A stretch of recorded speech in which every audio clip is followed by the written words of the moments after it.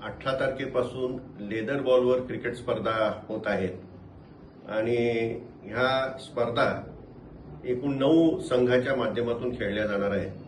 त्याच्यामध्ये 3 संघ पुण्याहून येणार आहेत. माळशिरसचा एक संघ आहे, सातारचे 2 संघ आहेत आणि उर्वरित संघ हे फलटणचे आहेत. फलटण क्रिकेट अकॅडमी आणि फलटण एज्युकेशन सोसायटीच्या वतीने या ठिकाणी गोविंद चषक या नावाने या स्पर्धा भरवण्यात येत आहेत. या स्पर्धा भरवण्यासाठी त्या ठिकाणी गाडगीळ साहेबांनी ज्यांनी फलटणला लेदर बॉल क्रिकेट अकॅडमी सुरू केली त्यांनी विशेष कष्ट घेतलेले आहेत आणि ह्या स्पर्धा लेदर बॉलवर खेळत असल्यामुळे जो एक खेळ फलटणला आता जुन्या जाणत्यांनाच त्याची माहिती आहे, नवीन अनेकांना त्याची कल्पनाही नाही. या ठिकाणी स्वतः स्वर्गीय कमल भंडारकर हे फलटणला येत होते. डॉक्टर सिधे त्यांना दर उन्हाळ्यामध्ये आणत होते आणि फलटणची एक अत्यंत चांगली क्रिकेटची टीम, लेदर बॉलवर खेळणारी क्रिकेटची टीम अत्यंत चांगली तयार झाली होती.